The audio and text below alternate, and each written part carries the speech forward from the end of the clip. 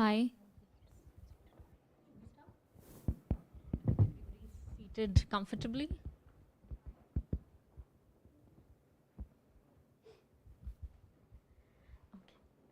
Okay.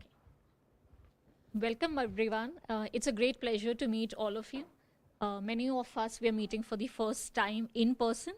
So today we wanted to talk about some magic. For at least some of us, predictive analytics is sure about magic, some magic. In our day-to-day lives, technology has become indispensable.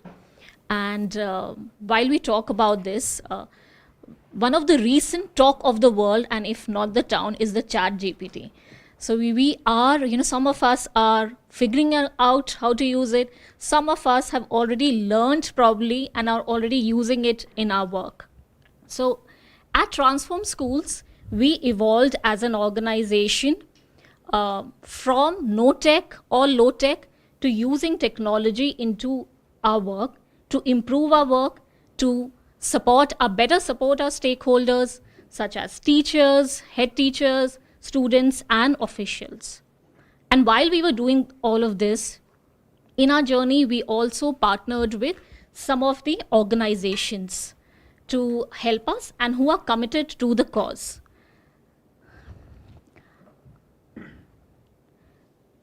This event is also a step in that direction to make a collaborative ecosystem wherein we learn from each other, leverage each other's expertise, and also make sure that we do not reinvent the wheel. We are happy to invite all of you and introduce our panel today. We have Ashray from Act for Education. We have Nitish from Catalyst Management Services, Parth from Take D Technologies, Ritesh from Educational Initiatives, and Neeraj from Shiksha Locum. Lastly, my dear colleagues Neetu and Tanushri from Transform School. Thank you for accepting our inviting and being a part of the panel. Unfortunately, Namita will not be able to join us from JPOL. She messaged this morning she's down with very high fever. We hope she recovers soon, so she's not joining us today. Before we move on to some serious conversations, some housekeeping rules, I hope everybody has put their phones on silent mode. Washroom is right across this wall, and lunch will be served post this discussion, so please stay on. Focus on the conversations till 1 and on the food after that. At Transform, actually, we have this joke that if you want to be at Transform, you really have to love your food. So yeah, food is important for us. Now, starting off with a short film on what we do at Transform and some of the issues that each one of us here probably grapple with, but are also equally and deeply committed to solve.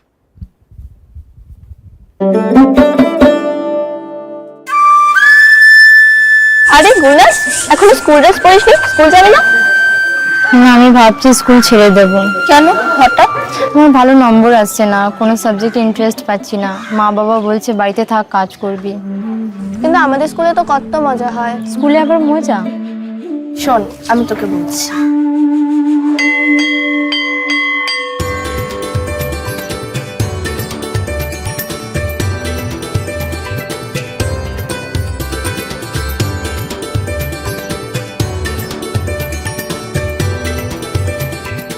Transform Schools is a young multidisciplinary team, passionate about ensuring that students receive a high quality and equitable education, one that can transform their lives. We started our journey in 2019. Within the first year, we rapidly scaled our programs to 4 states. Today, our programs are in 6 states and we have already impacted 6.4 million students. Our reason to exist derives from a very real need among secondary students, their teachers, head teachers and their parents. সর্বভারতীয় স্তরে মাধ্যমিক স্তরে যে বাচ্চারা পড়াশোনা করে সেক্ষেত্রে drop আউটের লেভেল হলো 17.3%।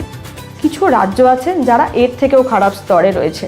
তো সঠিক উত্তর দেওয়ার পরিসংখ্যান যদি দেখি তাহলে ক্লাস 3-তে 59% বাচ্চা এমন ছিল যারা সঠিক উত্তর দিয়েছিল, ক্লাস 5-এ সেটা হয়ে গেছিল 49%। আর যদি আমরা ক্লাস 8-এর ডেটা দেখি তখন বাচ্চাদের সঠিক উত্তর দেওয়ার পরিসংখ্যান ছিল 41.9%। Global research shows us that poverty can be cut into half if more and more children complete secondary education. That is why Transform Schools focuses on this space. We build scalable models that have tangible impact. In Odisha, in secondary sector, we have started working under this high school transformation program, and we are collaborating with our partners, including Peoples for Action, and where we are looking forward for transformation in classroom teaching, also in teacher training in the school leadership. In partnership with governments, grant makers and CSRs, we enable key system stakeholders to scale proven models. For this, we use a whole school approach that builds and tests innovations for impact and then takes the impact to scale. আমাদের whole school অ্যাপ্রোচে স্কুলের 4টি মূল বিষয়কে নিয়ে কাজ করা হয় আর উন্নতি সাধন করানো হয়। প্রথমত, স্কুলের শিক্ষা শিক্ষণ ব্যবস্থার উন্নতি সাধন। দ্বিতীয়ত, স্কুলের পরিকাঠামোগত উন্নতি সাধন। তৃতীয়ত, স্কুলের প্রশাসনিক উন্নতি সাধন। আর চতুর্থত, স্কুলের শিক্ষা ব্যবস্থায় জেন্ডার ইকুইটি বজায় রাখা। শিক্ষা ହେଉଛି ପ୍ରତ୍ୟେକ ପିଲାର ମୌଳିକ ଅଧିକାର। ପ୍ରତ୍ୟେକ ପିଲା ପାଖରେ ଏକ ଉନ୍ନତମାନର ଶିକ୍ଷା ପହଞ୍ଚାଇବା ଆମର ମୂଳ ଲକ୍ଷ୍ୟ। ଟ୍ରାନ୍ସଫର୍ମ ସ୍କୁଲ ଗଭର୍ନାନ୍ସ ପ୍ରୋଗ୍ରାମରେ ଯୋଡ଼ି ହୋଇ ଆମକୁ ଏକ ନୂତନ ଦୃଷ୍ଟିଭଙ୍ଗୀ ମିଳିଲା ଯେ ଆମେ କିପରି ନିଜ ବିଦ୍ୟାଳୟକୁ ଓ ବିଦ୍ୟାଳୟର ଗତିବିଧିକୁ ପିଲାମାନଙ୍କ ପାଇଁ ଆନନ୍ଦଦାୟକ କରିପାରିବୁ। I never thought I will have to go through schooling again, but the Utkarsh program is really fascinating. And in a couple of sessions, I learned how to make everyday topics more interesting, and the feedback from the students is very rewarding. এই প্রোগ্রামগুলির মাধ্যমে বাচ্চাদের পুরনো বছরের যে learning gap আছে সেটাকে কম করা গেছে, সাথে সাথে বাচ্চারা যাতে আরও বেশি বছর স্কুলে থাকে তার ব্যবস্থা করা গেছে, আর অবশ্যই বাচ্চাদের ড্রপ আউটের সংখ্যাও কমেছে।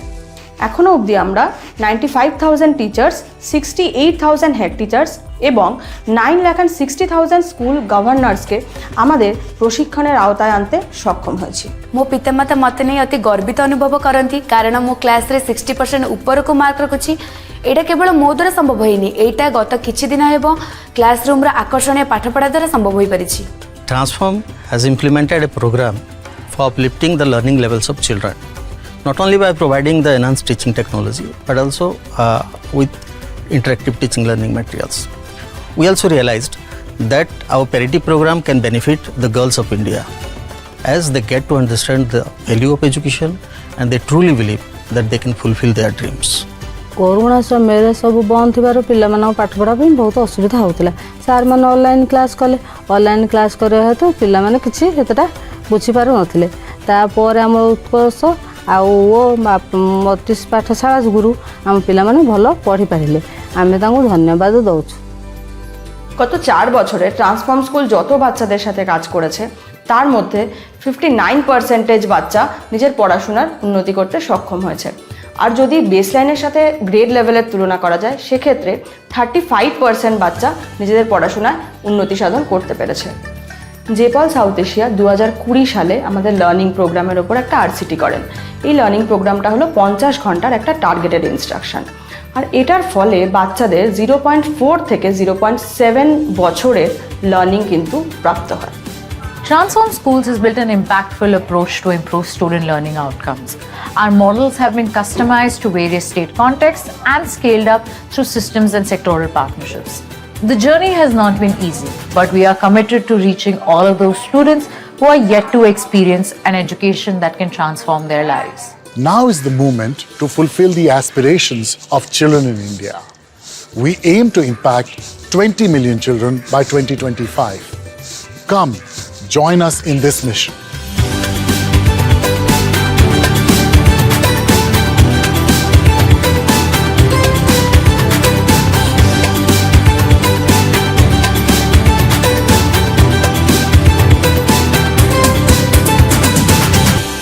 বাহ, এত মজা হয় স্কুলে। হ্যাঁ, আমি বলছি শোন, তোর স্কুলেও আরো অনেক মজা হবে।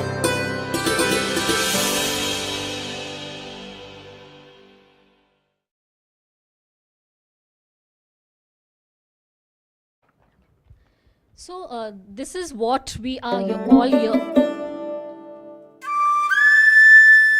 আরে গুলনাস এখনো স্কুল ড্রেস পরিসনি, স্কুল যা।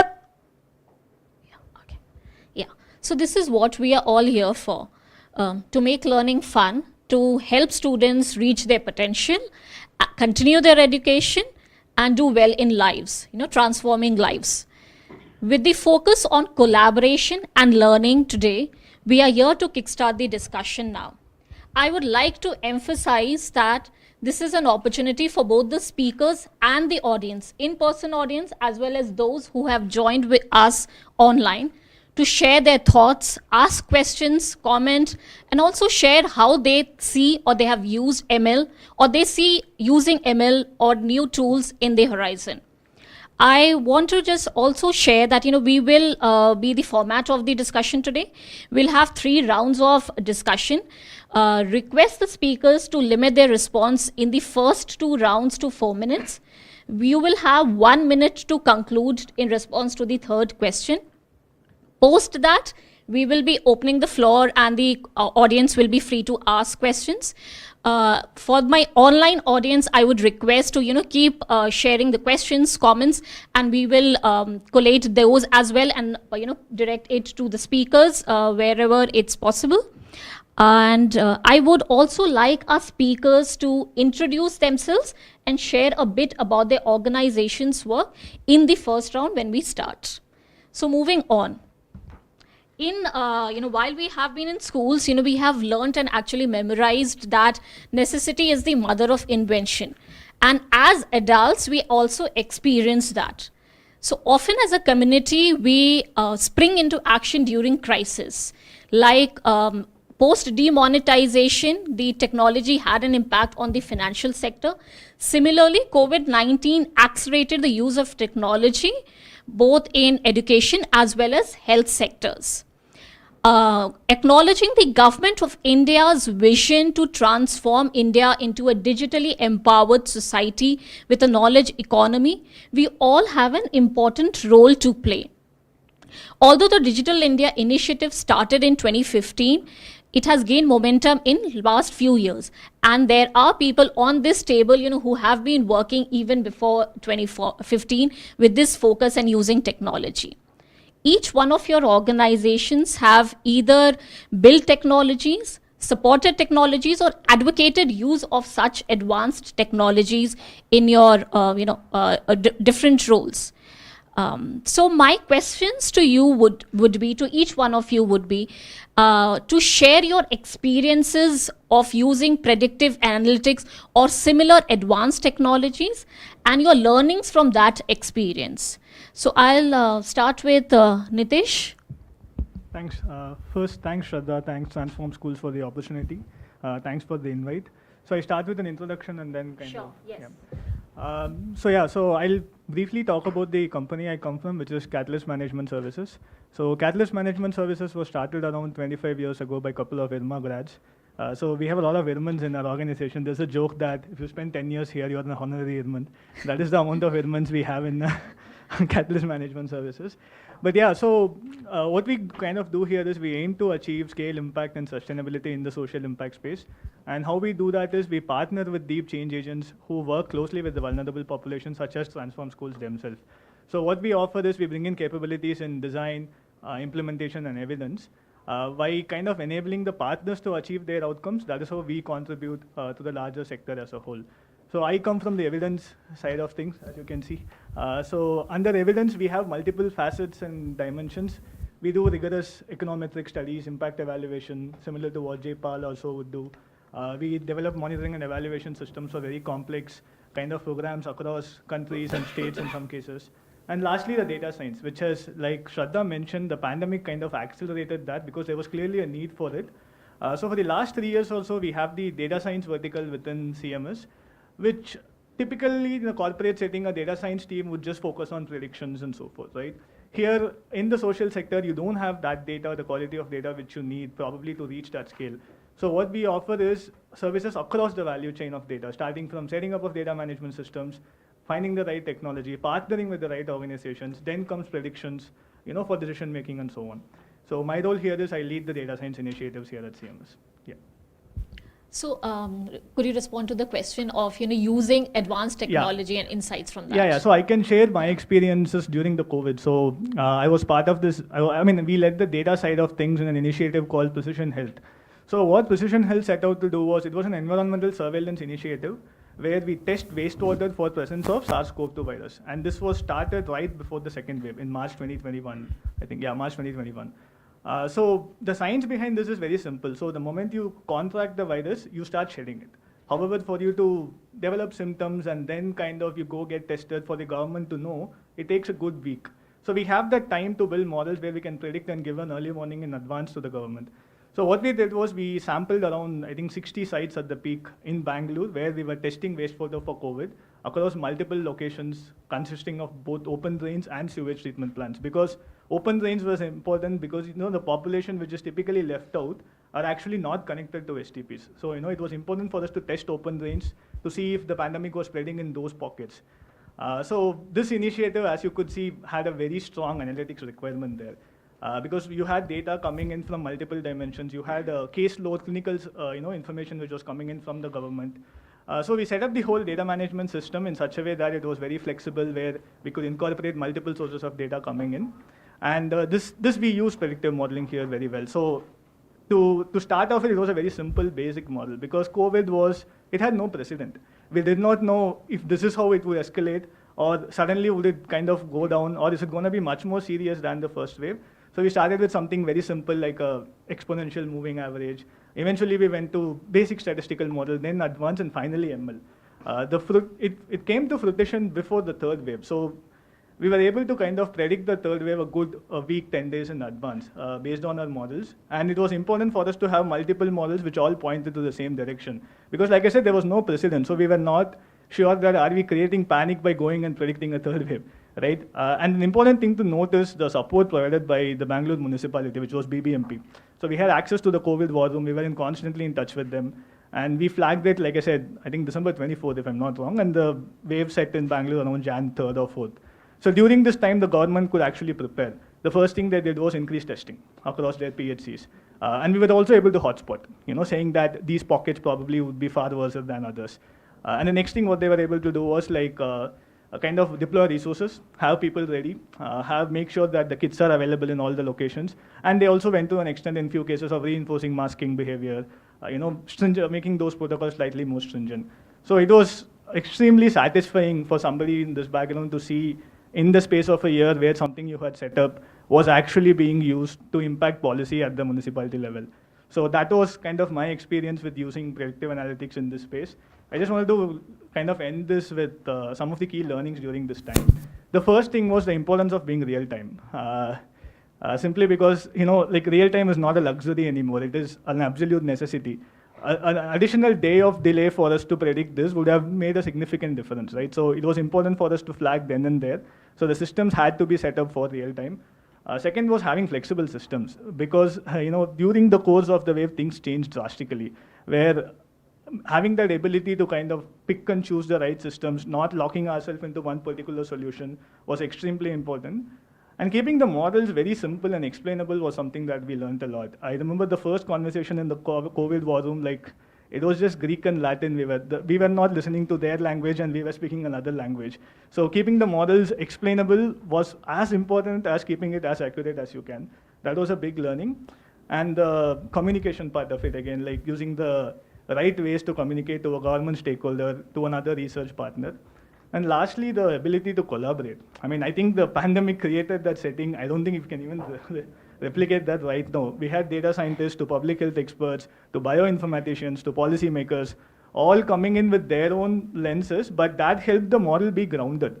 Because while I will be saying something, the bioinformatician would be like, oh, but we are not seeing any change in strains. Are you sure? Is it because of a new wave, or is it maybe because Diwali people were going out? So this was extremely important, right? Keep the model grounded was something that I learned a lot, saying don't run just behind the model, make sure that you have the right set of stakeholders around it. Yeah. Okay, thanks, Nitesh. That was amazing. And on a lighter note, I think we lot of us will be reaching out to you if there's any news on any further waves. Yeah, it's a public dashboard, so you guys can go ahead and access it at any point in time. And we are in multiple cities now as well, not just Bangalore. Yeah. Okay, yeah, thanks. So now we'll move on to Ritesh. We've heard what happened in the health sector. So I think let's just come back to our very loved education sector space. Thank you, Shraddha. Thanks a lot, Nitesh. It was really fascinating to hear the kind of work that you've been doing. And it sort of just gives me those harrowing memories of COVID that we all had to face. Thanks, Transform, for inviting me to present the work as well as dialogue around data, especially what can we do with data in education. My name is Ritesh. I lead EI's work in government schools for both assessment, research, and technology solutions. We are about 22 years old with a very laser-sharp focus on how do you ensure that every child learns with understanding. And to do this, we've been doing two things. One is assessment research, that is understanding how do children learn, how can we measure that, how can we support educators, systems with that data, with that insights, ultimately to transform learning. And secondly, well, we built an X-ray machine. A lot of people came to us saying, what about the medicine? And that's how we created MindSpark, which is created almost about a decade back, which works towards providing a personalized adaptive learning platform to children to improve learning. This is today being used by some of the best schools in India and the Middle East, but also by about 5 lakh odd government school students all across 10 states of India in regional languages ranging from Urdu, Punjabi, Marathi and others. Namita is not there, but would love to share that we've been evaluated multiple times by JPAL as part of a development impact bond, where they found that when children use MindSpark, they learn double as compared to children who don't use MindSpark. And a lot of this has been truly possible because of the founders who really believed that all we need to focus on is on learning outcomes. Everything else is an input. And this was through an insight which, of course, a lot of others like Karthik and Lant Pritchett and others have reiterated, that children are going inside a school, this great building called a school, and then are coming out without learning outcomes.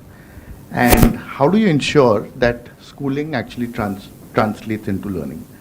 And that was the biggest thing. And one of the biggest things that we found through our work was that most of India, including in the private schools, are doing something called rote learning, which is exams ke liye padhna hai or exam mein marks aane hai, which is not learning with understanding. And that's the work which we've been trying to do all across our work with systems, with schools, with educators, with parents. And the idea is, how do you actually leverage the data that's coming out to advance the science of learning? If I was to randomly ask anyone sitting here in the audience or anyone on the virtual space, if I ask what percentage of people have diabetes, you can actually Google up and you'll find, okay, X percentage of population have diabetes. But if I was to ask you how many students don't know fractions, that number would just not be available. And that's how bad it is in terms of the empirical data that exists in education. And our sort of idea has been that how do you advance more empirical research that educators, teachers can use on this. So that's the work that we've been doing. And a lot of it is leveraging technology, leveraging real-time data, which is fueled by good quality questions. Just like in COVID, the testing instrument made a lot of difference on whether you could be tested a false positive or not. We believe that the instruments which are being used for assessments are very, very key. So the kind of questions that are being asked can give us a lot of insight of how the child thinks, how the child knows, and that can be used to provide insight. So that's the kind of work we've been doing, Shraddha, in terms of it. Thanks, Ritesh, and also keeping within time. So now, actually also, it's good that, Ritesh reminded us that, creating an effective solution like that takes years and decades. Shifting a bit of gears, MindSpark is EI's solution, but, the focus of today's theme and discussion is on collaboration. So I'll move on to you, Parth, and if you can actually talk about technologies or, solutions which are open source and which can be leveraged by different organizations in the ecosystem. Absolutely. So I'll just start with introducing myself. So I represent TakeD.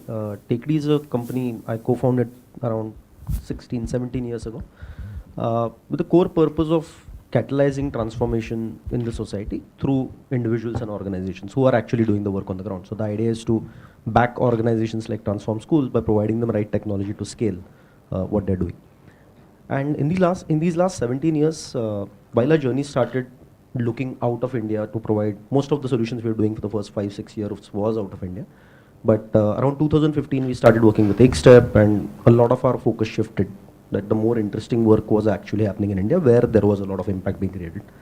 And these last 5 to 7 years have been extremely exciting because we have got to work with some really great impact-making organizations, really understand the problems on the ground, and like you said, actually getting a different mix of people into the room where there is technology, there is program folks, there is people who are actually seeing the problems on the ground together can actually create a very exciting recipe for change. And we've been part of a lot of projects like that. So that's what we do.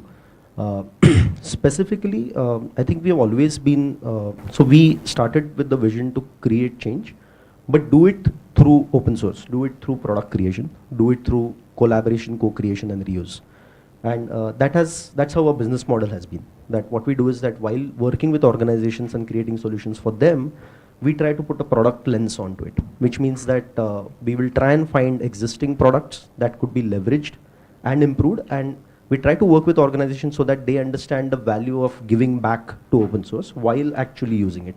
And that creates a very sustainable ecosystem where open source can flourish. And this has actually led to a lot of great solutions out there. So we have been hearing about DPGs and DPIs for the last 3-4 years since things like Diksha came out. But open source has been around for way longer. So in a way, I think DPI, DPG is a old product in a new box, but with a very big lens of scaling. Because I think open source was always there, but when you say digital public infrastructure, one thing that gets added to the mix is that you have to create something that is extremely flexible and extremely scalable. And that's where open source, in a way, makes a big impact.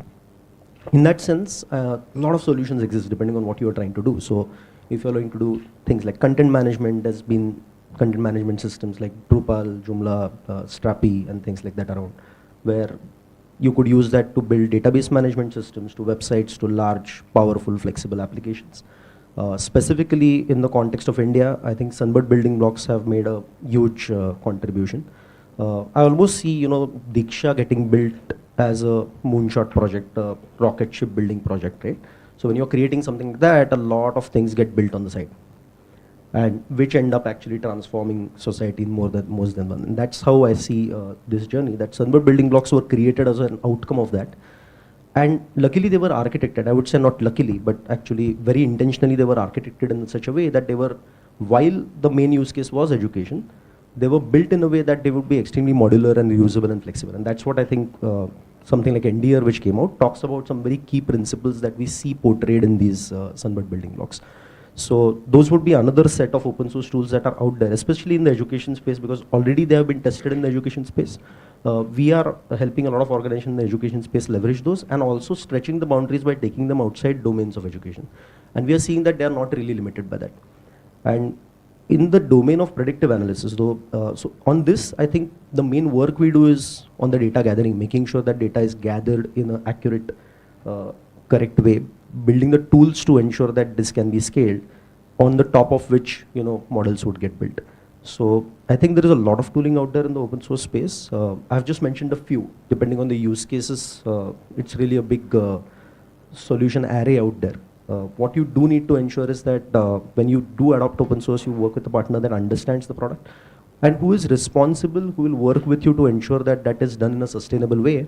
Because at the end of the day, somebody, when they're open sourcing it, so let's say I created something for Transform Schools and we decided to open source it, the sustainability comes from the adoption of the product, and most of the adopters, at least some of the adopters, giving back to that product. And that I think is very important in the open source adoption journey. Thanks, Parth. Actually, thanks us to for educating us on NDR standards. There were a lot of tools and terms that you use. I'm sure are quite new for the audience here. So we are also collaborators of Take D Technologies. So now I'll move on to my colleagues Neetu and Tanushri to talk about some of the open source solutions, technologies that we have Transform have used, and what has been our experience on using those. Thanks, Shraddha. So, in the past few years, we have used technology to administer student assessments, large-scale assessments at scale, using simple yet powerful tool, which is Google Form. And the data that we got from there, we analyzed the data and shared with the state partners, which helped not only to make improvements in the next round of trainings, or improve the offtake and plan or adhere to the design, but also helped us to make refinements in the program design for the subsequent years. So that is what we've done. But moving forward, we also aim to provide access to insights for teachers and students, because they are the ones who are at the school level. So if they have access to the data, it will help them to track the journey and then lead to further improvements in the teaching and learning process. So this element of our work focuses on improving learning gains. So what we realized that there is a subsequent number of students who actually drop out from schools by the time they reach secondary education. So that is where we built a tool which actually helps us to populate and understand or identify the early warning signs for students who are at risk of dropout or have actually dropped out from the system. So then the data that comes from this helps us to plan the community level processes and activities, which is in partnership with schools or community leaders and our outreach workers. We then plan the targeted instructions at the community level to bring these students back to school. And this we had used Kobo Toolbox, which is open source, to digitize the entire tools. And another strand which I want to share is when we partnered with the state NIC to run analysis on teacher capacities at large scale. And some highlights that we saw from there is that there were gaps in certain competencies, subject level competencies across some of the subjects, which actually translated to learning losses among students in those subjects. So while we see there is a clear linear correlation, but what is exciting for us is to understand the reasons behind that. And that is where we want to now use machine learning to understand the reasons and address the problem in a better way. So we have learnings from these pivots that we've used, and applying these learnings, we have begun to roll out our programs using advanced technology, which I will request my colleague Tanushri to talk about. Thanks, Neetu. First of all, thanks, Shraddha, for showcasing the film, and that has saved a couple of minutes for Neetu and me to talk about Transform's work. So I, at Transform, lead human resource development and technology integration with the aim to reach 20 million children by 2025. And talking about COVID memories, and so before COVID, when we started working, we were pen and paper based and low tech organization, because we were working with a sector which was bottom of the pyramid, and with a clear focus of catering to that sector completely. And but now Transform does leverage technology to improve the program outcomes. So in past 1.5 years of time, we are developing, we have built a solution which is called accelerated learning via tech, which we call ALT, and which is an NDR open source inclusive solution, an NDR compliant, a Sunbird based solution which uses APIs, various capacities from that. And thanks to Parth, enlightening all of those words before that. So those words are not new to the audience here and online as well. And so on that solution, our the first offering which we are focusing on is our RCT proven model, which is transformed learning, and which is basically for the young adults to learn and to have the supplementary learning through a structured methods. And what we have built right now as a use case is focusing on having children who have a single device, like a individual device. But now we are on a path where we are working on a shared devices in a scenario where we have shared devices or smart board in our classrooms. So that we are building in the coming year. We cover competencies from classes 3 to onward to about class 10, and we have about cover 8 subjects across India. And when I talk about ALT, which is quite close and near and dear to me personally, is that it's built on 3 pillars mainly. One, focusing on the past and the current grade content and competencies. Second is talking about the behavioral nudges, which will help the uptake and the basically the adoption of the solution. And the third is the data for decision tool, which is an AI and ML based solution for correlating the data trends. And we are partnering with organization TechD, CMS, and Ideas 42 to build these solutions. And we've just concluded the beta testing for this the solution just now, and we have got 3 locations across India with about 6,000 children and teachers, and we have some interesting results and learnings for the future version. So as an organization, I think we are very excited for this academic year to move forward in this journey. Thanks, Neetu and Tanushri. So, and while we were doing all of this, just to add, because I'm on the representing the same organization. So, we collaborated to learn, to leverage, to co-create together. And Shiksha Lokam has been a, great advocate and partner in that journey.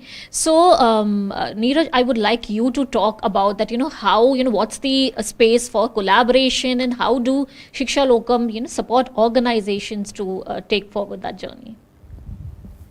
Thank you.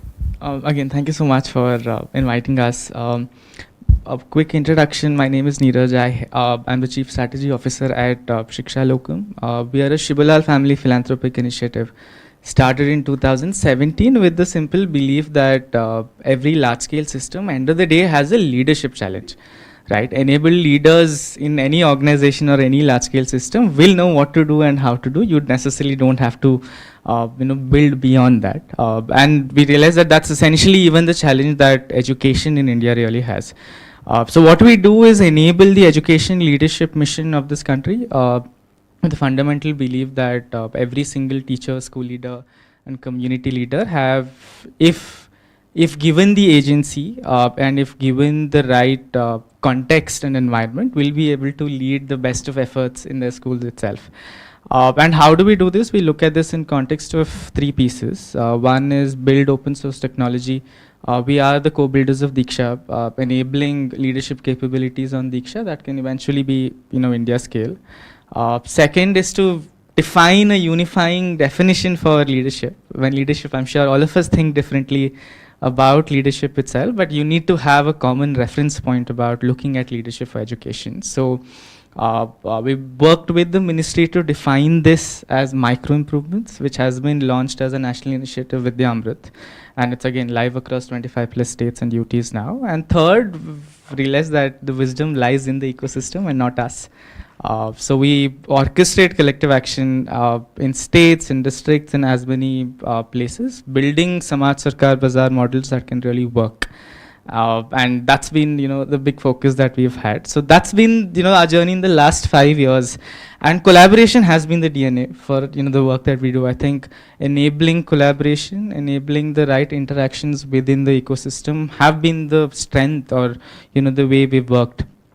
And I'll maybe answer this question in, two parts. One is why collaborative models, and second, what does it really do, right? The lens obviously is speed, scale, sustainability lens of India. And then I realized that if you are looking at India scale, these three have to be answered in some capacity. All of us will agree that the rate at which problems are evolving is at times faster than the rate at which we solve for them, right? So you can't build something that doesn't allow for rapid evolution of solutioning itself, because the problems are obviously going faster than you, and that only happens when people come together. Scale, I think the unique challenge of India in context of scale is not the number of people, but the type of people, the type of context that we have. It demands diversity of solutions, and it demands contextual solutions, and obviously one organization can't enable that whole process. And sustainability, right? Every solution needs a lifespan, a journey by itself. Every intervention needs a lifespan journey itself. So how do you really bring these three things together? And we realize that the only way to do that is to bring more and more people together in the conversation and enable as much implementation on ground in the whole piece. So I think that's essentially been the why of building collaborative models. And our work has been with organizations to look at these three lenses in the work that we do. And I think in the process of working with many organizations, what has really stood out, in collaborating with the organizations, I think one, just the idea of amplifying the voices that have never been heard. I think one is to hit on amplification as a nail-banging initiative, but the more and more you engage and bring people together, the voice of the unheard becomes a lot more evident. And we've seen that happening with a lot of organizations that we worked with. Second, I think the building of an indigenous body of knowledge for India education can only happen through collaborative models. So a lot of work that we've done with organizations have been to say, can we identify things that have worked? Can we identify solutions that have worked and bring that into a larger conversation itself? And third, I think, the big piece, the economical feasibility of, bringing people together. Technology is costly. Technology is, a time-consuming, economically consuming activity, and there is a need for some people to take the choice to say, let's build platforms that can enable more and more people to do that. I think the last, right? I think the one spirit that we've been working with the organization is to say, look at iteration as the core. So the DNA with which we worked with organizations and nonprofits and governments have been to say, can we keep iteration and the ability to churn out solutioning on an everyday basis consistent? And I think that has eventually over the time, really brought great results. So that's been our work, in context of how we've looked at collaborative models and how it's become the core of the work that we do. We are sharing this. So thanks for emphasizing collaboration, and I quite like the 3S model that you talked about: speed, scale, and sustainability. Moving on to you, Ashray. So ACT has funded organizations focused on tech. So if you could share examples of 2 use cases and experiences or learnings from those examples where advanced technology has been used. Sure, Sada. Thanks for giving me the opportunity to share about some of our work. So I'll just give a quick introduction. My name is Ashray and I lead the education investments at ACT. Briefly about ACT, we started in the midst of COVID, again with the spirit of collaboration, folks from the VC and startup ecosystem coming together to solve the problem of COVID in a more startup and tech-oriented way. And while that was happening, and school closures were happening at the same time, one of the problems we realized was also that everyone is trying to move towards technology, and EdTech was gaining a lot of momentum, but the current EdTech solutions at that time were really only meant and built for the top 10, maybe 20% of the country. When you look at income and more urban population, where majority of the students had no experience with EdTech, and even if they're trying to use these EdTech solutions, they weren't catering to them. They were primarily in English, some in Hindi, and just not contextual for them. And that was one of the goals of starting the Act for Education vertical, that can we accelerate the process of building EdTech for Bharat solutions that are built for this extremely heterogeneous majority of the country that speak different languages, that have very varying learning levels and varying aspirations as well. And with that in mind, we've made our grants and different investments over the last couple years. I wanted to give an example. Maybe I'll just use one organization that we've been working with called Rocket Learning. Some of you guys may have already heard of them. Rocket Learning's what we call a tech NGO, where through WhatsApp they've reached out to millions of parents of young children with between the ages of 3 to 7 year olds, and reaching out to parents and teachers to give them the motivation to teach them, do learning activities at home, to give them the right content and right set of information, so that at this very crucial age, parents and teachers or Anganwadi workers are spending educational time with their children and feel that they are also capable of educating their children, and it's not just the schools or the in many cases the nursery programs job. In their solution, there are 3 things that we've learned, 3 key learnings that we think have enabled them to do really well and actually make a lot of impact. I think first is even the choice of the platform. While WhatsApp is not flexible in many ways as any kind of edtech app, WhatsApp was really important because this is the choice of platform for majority of the country who are not as comfortable or digitally literate to download apps or really use with them, and many other problems in terms of even internet availability, size of application. So WhatsApp and the chatbot mechanism was one of the things that parents and teachers were already very familiar with. So choosing that was choosing the point of the least friction, which again enabled them to scale, which is point 1. I think point 2, what they've done really well is used both the push versus pull mechanisms. So they partner with governments. So there's the government push, which enables someone in a low-income family to even hear of their solution and say use their WhatsApp chatbot. But in addition to that, you also have to use the pull mechanism to generate user love. You cannot just stop innovating when the solution reaches the parent or the teacher. You have to continuously use your data and insights to innovate. And I think Rocket Learning, especially over the last year, have done a really good job of running, using their data, running tons of A/B testing, doing prototyping workshops, doing a lot of field visits to continuously make sure that our solution is better and we are making content that the user actually loves. And one example that stood out to me was earlier they were sending rewards and leaderboards with the gold, typical medals of Olympics, gold medal and bronze. And with doing further studies, they found out that children in UP didn't really even understand what that means. They didn't know the significance of gold medal, bronze. So instead they chose Chota Bheem as a character to promote it because that's something that resonates. So I think these are just user insights that many non-profits may not really focus on that are really important. And I think third piece that I think they're doing really well when it comes to especially using data is, in addition to external studies, partnering with partners like CSF and JPAL on validating their impact, they're also using internal data to set up an internal M&E team and do it. Have a constant sense of what is working. So it's really important that they are having worksheets that are going out regularly to the students, so they have a sense of baseline versus endline and which students or which areas are improving. Because I think having that culture in the company that internally we're able to have a sense of what's working, what's not working is really important, because again, it helps them innovate with speed versus longer term studies where you have to oftentimes wait for 6 months or a year to really get to the insights. So I think these are 3 examples where I think they're doing really well, and this is the kind of organizations we also want to support at ACT. Thank you so much, Ashray. I am making notes so that we really do not miss out on those learnings from our peer organizations. So I hope the online audience is also keying in questions and comments for the panel. So thank you. That was very interesting first round of discussion that we had, and we learned how predictive analytics have been used in the health sector, in education sector, in recent past, and for actually many years as well.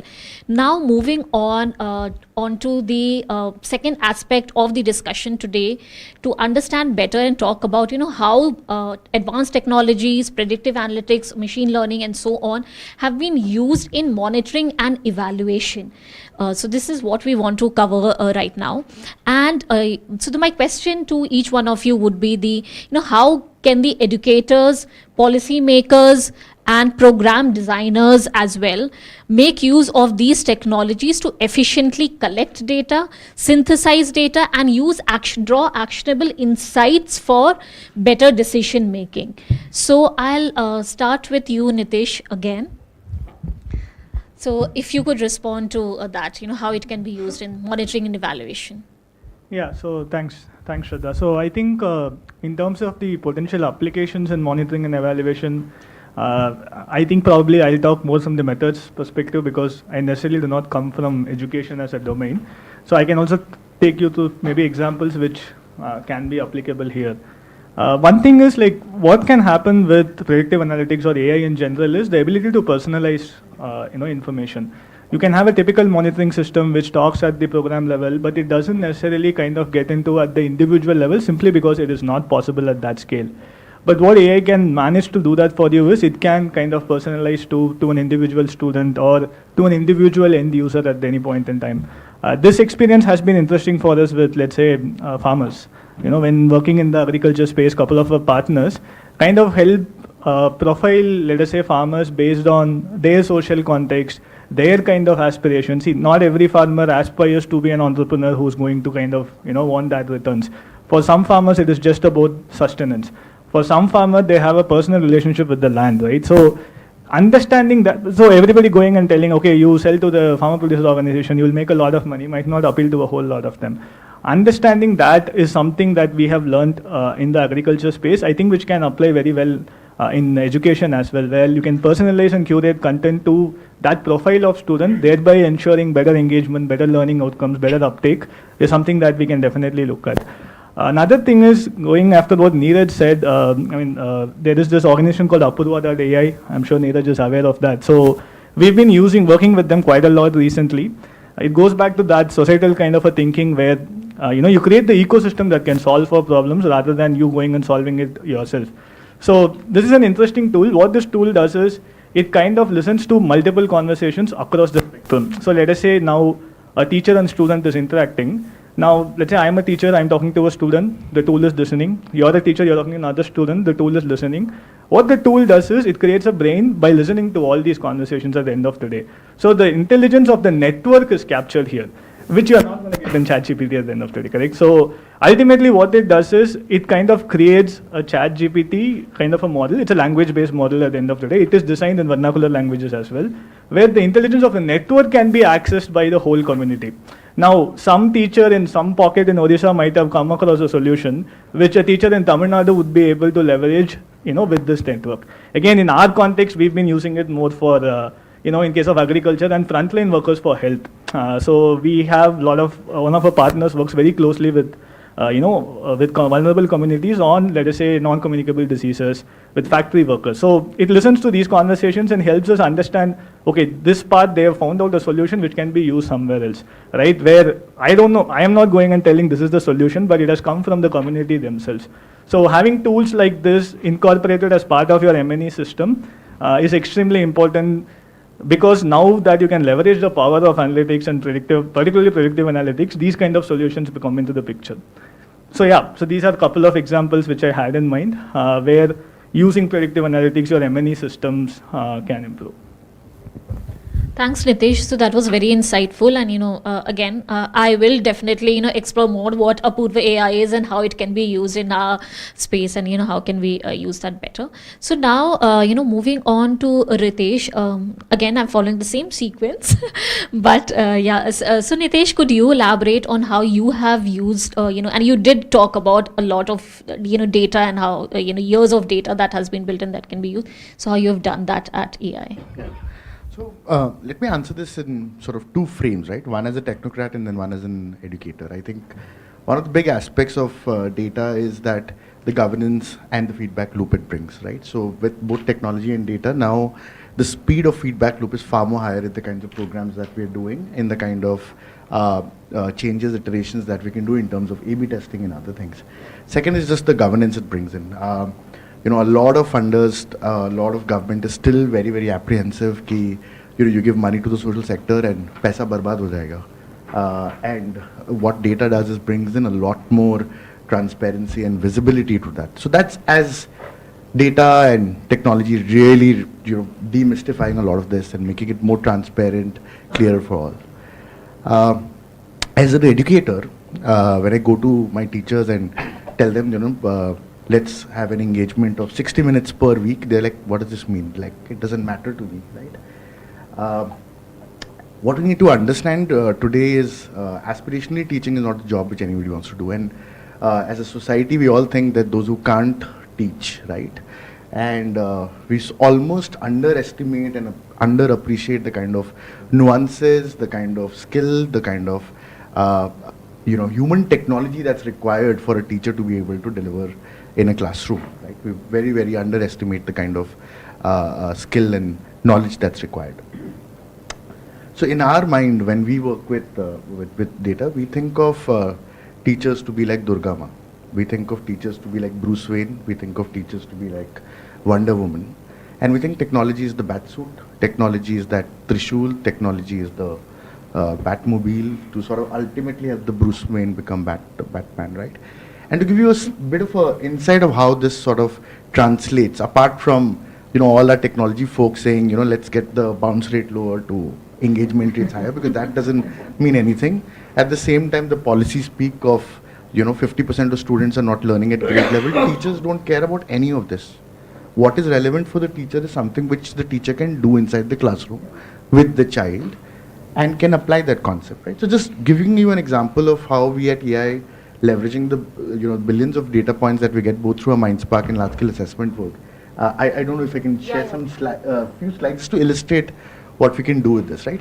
So let me ask everyone who's sitting here, right? So we asked a group of students in grade 4, which number is greater, 3.27 or 3.3. And about 4% of students in grade 4 said 3.27 is greater than 3.3. Does anybody want to take a guess why would students say 3.27 is greater than 3.3? Yeah, so if you can just go to the next slide. So it's basically some students don't get decimal. Some students don't get, they think that 27 is greater than 3. Right? Let's go to the next slide. Now when we ask some students what is greater, 3.27 is greater, 3.18 is greater. Some students select 3.18 is greater. Any guesses of why the student would be thinking 3.18 is greater? 8 is greater than 7. And so what would be their thinking on that? Not quite sure. So if you go to the next slide, many students actually get the, so you have the place value system, you have unit, 10th, 100. Many students get that opposite. So when they're actually reading it, in their mind it's like 813 is greater than 723. And that's why they select it. If we go to the next slide.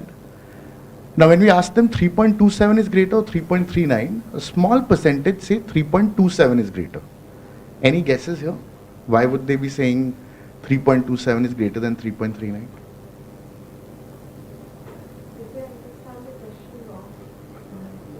No, they have a very valid reason. Of course, there's a misconception because of which they're answering it wrong. Because they got the first two wrong, that's why. No, so this is in a group of students. And when you keep doing it, you see patterns emerging. So we can do the next slide. Again. So what they read is 3 1 by 27 is greater than 3 1 by 39. That's how they're reading it. So if you go to the next slide, what you see is a concept like decimals is being understood by children in very, very concrete different ways because of which they're not able to learn. So, if imagine like today we go to a doctor and for everything we go to the doctor just gives us a paracetamol, right? And we'll just run away. What's happened now in the science of learning, in the science of medicine is there's been extreme amount of diagnostic research that has happened, which is why today if I have a cholera, if someone has a, COVID, someone has a thing, there's a different prescription that's given, which is lifestyle medical, that's tracked, that's progressed. And that has really allowed over the past 100 years for us to live longer, live healthier. Because before that we were getting lobotomized, we're getting bloodlet, which is as bad as what is happening in education in some ways. So that's where we see the power of data sort of coming in. So something like this as an insight to a teacher is far more helpful than saying 30% of students can't read. And something like this is far more powerful. Yeah, and something like this is very helpful for the content developer who's thinking about how do I make my textbooks, or how do I design my product, or how do I make my video. So If you just go to the next slide. So the way we sort of do it in MindSpark is, when a child would come, there would be like a game which the child would play, there would be diagnostic tests which the child would do. On the basis of that, the AI and the ML algorithm which is there will detect what the child knows, what the child does not know, and why the child does not know it. And on the basis of that, a personalized path is created on the basis of their learning levels. And that's how sort of learning is sort of produced. But the larger point being that data for data's sake means nothing, right? We might get excited by it. I think the talk of the town is dashboards. Every funder meeting I get into, every government meeting I get into, they are just fascinated by dashboards, even if I'm playing a video there. Like it doesn't even need to be data. It's just like looks nice. So I think the fundamental question for all of us who are evangelizing for more data, more technology, should also think about what's the kind of inputs and what's it's translating into. And can it really help the teacher at the last mile? Can it help the educator? Can it help the policymaker to make a decision? And that's how we are constantly thinking about the data struggles.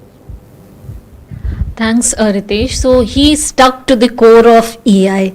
You did an on-spot assessment and embarrassed us.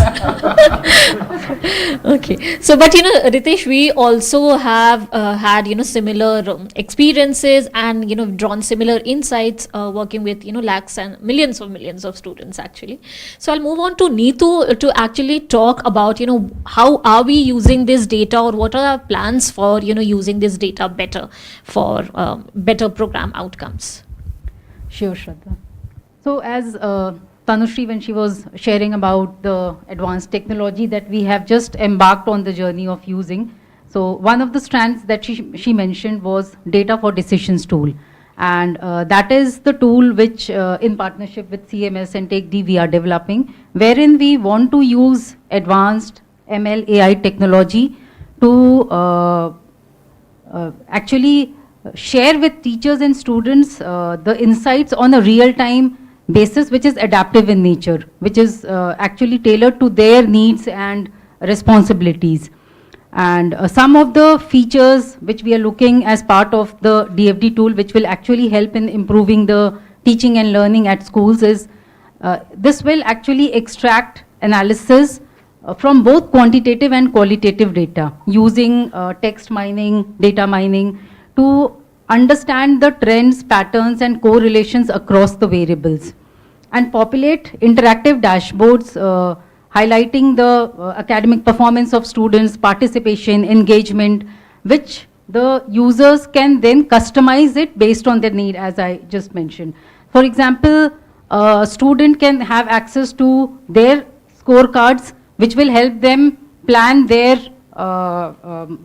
entire study schedule and help them improve further. They also get to see leaderboards, which will actually excite them and motivate them to keep engaged in the learning process. Similarly, a teacher, they get to see the entire performance of the class, which will help them plan their lessons and also prioritize the learning outcomes that need focus.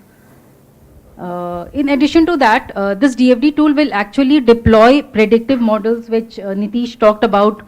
So to identify students who are struggling.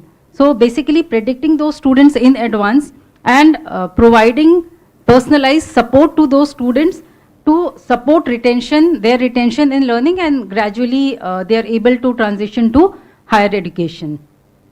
And one of the important aspects which actually Ritesh did talk about, because we've just embarked on this journey, so we plan to use advanced AI, ML and statistical tools to dig deep into the data and to understand the science of learning. So basically what you've been doing, we also have the plan to do that, and we will collaborate and leverage your expertise on that to understand what pedagogy is working, error analysis on the kind of mistakes the students are doing, and then basically all this. And Nitish, as you mentioned, that real-time adaptive insights is not a necessity now. It is like, it's not a luxury, it is a necessity now. So, and we feel that all this access to insights on a real time will actually lead to systemic level changes and actions, and will lead to further improve the student learning outcomes. I think I would just like to come in here, like partner in crime with Neetu on this. So an answer to your question as well, Shraddha, is that, Transform has evolved over the past years, where we have, from pen and paper based assessments, we have moved to the online assessments in couple of our partner states. And, through this, the aim is to gradually shift the behavior of the stakeholders to have, to make the positive decision making, and have the easy, accessible and actionable insights to the measures they are taking.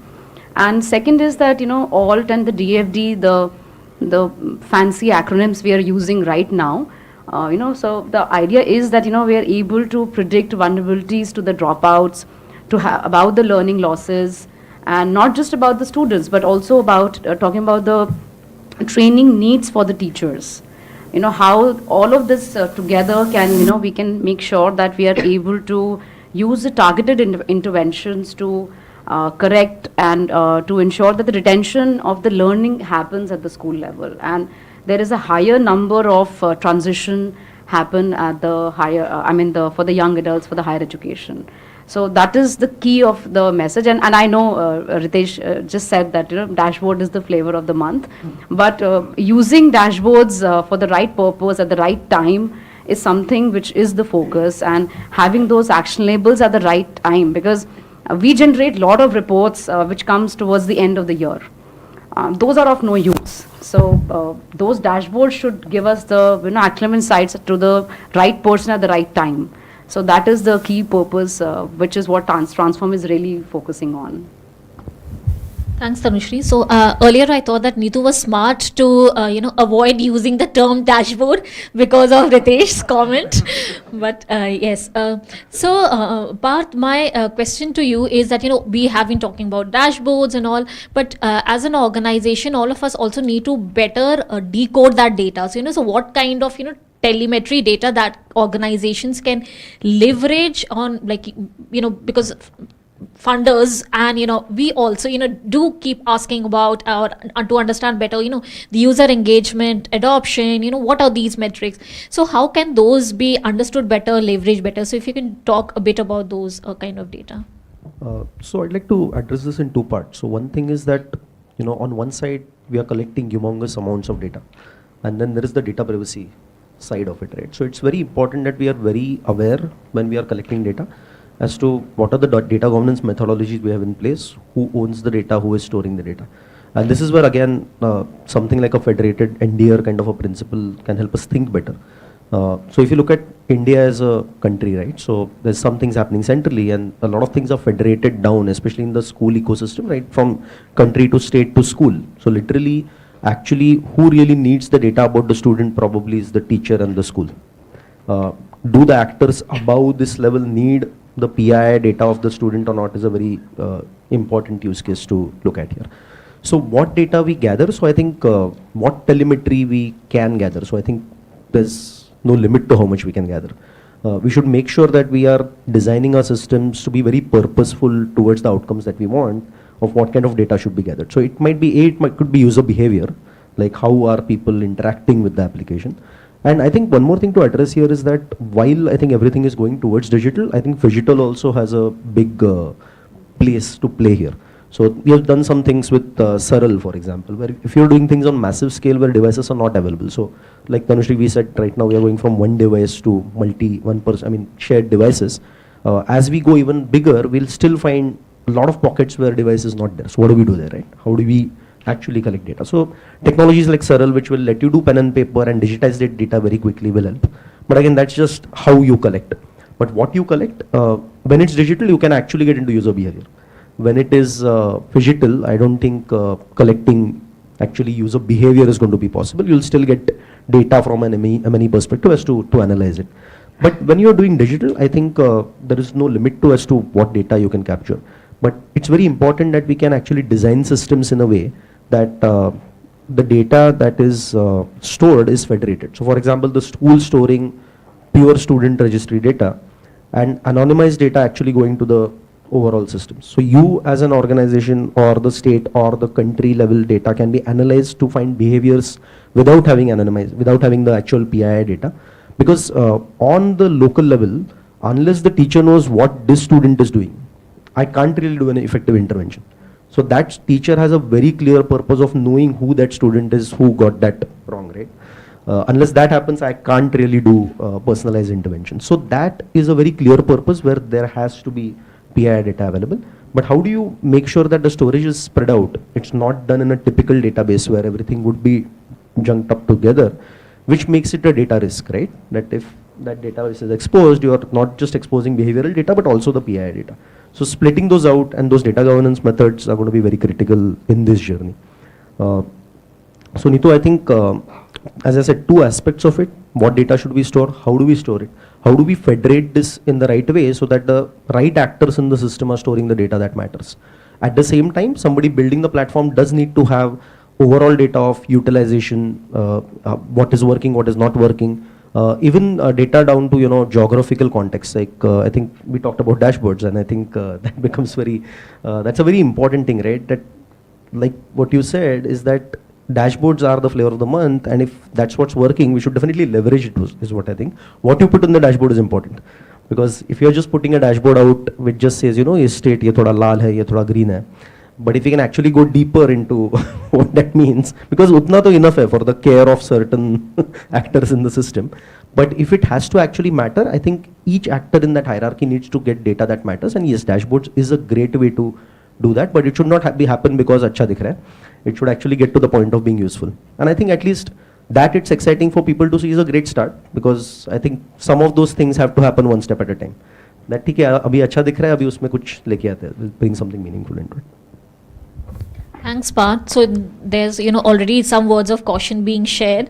So I'll Neeraj, my question to you would be that what would be your advice to the organizations that intend to build such solutions, platforms, and are at an early stage?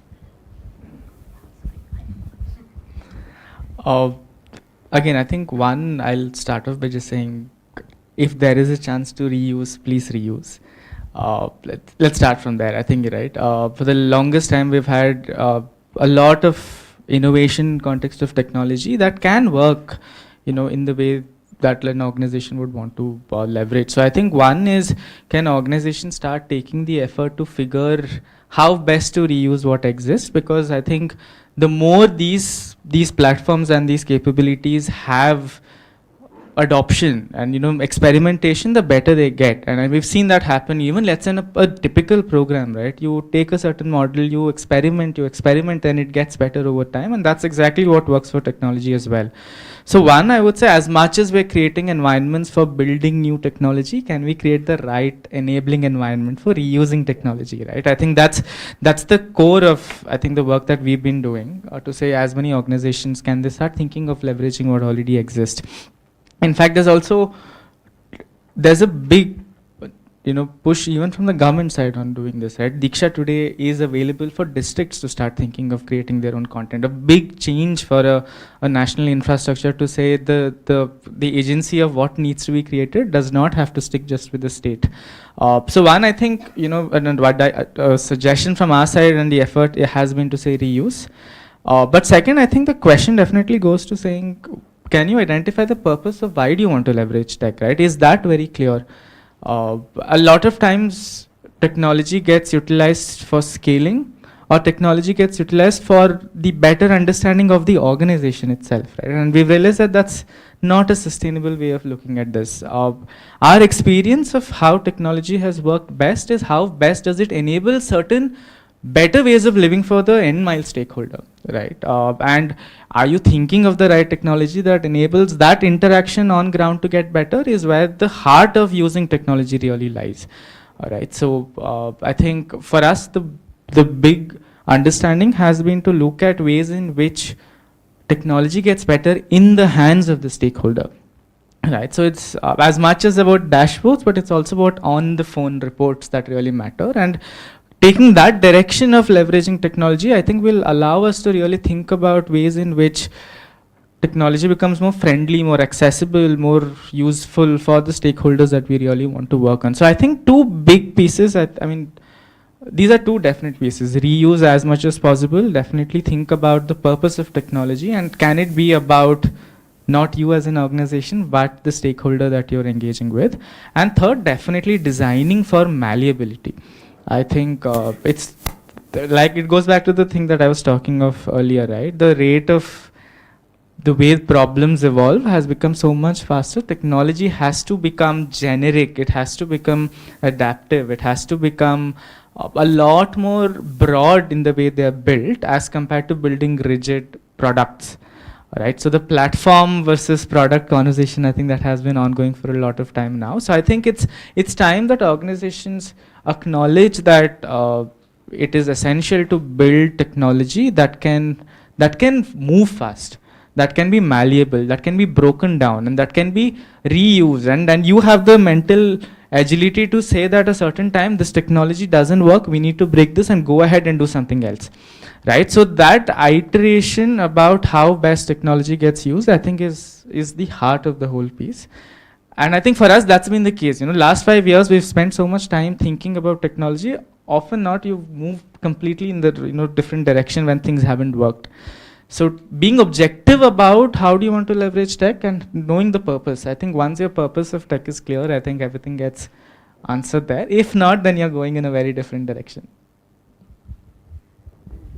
Add to that, I think you made a very important point. I think we have to always remember, and especially because for us, like engineering companies, is very important to keep that separation, that you're always very keen to build. And even as an organization, creation is extremely exciting, right? Even if you're not a tech company, फिर भी बनाने में मजा आता है. So, and that actually leads to a lot of business that doesn't need to be there for me. It is important that you research what exists, and it is very important that you remember that technology is the enabler to do what you're doing. You're not trying to use technology because it exists. You're trying to make sure that it's actually helping you do what you want to do. So I think it's very important to remember those distinctions. Sure, you brought that commercial perspective to the discussion, but also what I gathered, I think, as organizations, what we need to ask ourselves is that, why do we need it? And, how are we building it? I'm sure if Namita was there, she would have asked a lot more questions. But moving on to you, Ashray. So, what kind of capacities or capabilities an organization need to have that could seek your attention? What are the expectations from organization in terms of outcomes and impact that you're looking for? Yeah, I think I'll just start in terms of generally when ACT or many similar other funds we're looking at specifically at Tech for Bharat solution. I think everyone does have a slightly different thesis. So I'll just talk about ACT's, which is we are looking for more sort of moonshot solutions that can really scale. Like our goal is to enable solutions that can impact 50 million children over the next 3 to 4 years. So we are going with the mindset that we'll support many solutions and many of them may not work out, and that's absolutely okay. Which is also, I think, a mindset that needs to be there in the impact sector. That not every rupee will sort of give you a 10x return. And if you're thinking with that mindset, then maybe you're not taking enough risk or you're not innovating enough. So from an ACT perspective, we are looking at solutions that can really scale to 5-10 million each and ultimately impact 50 million. And again, tech is a means to that end, right? We are focusing on leveraging tech because we believe that is a way to scale.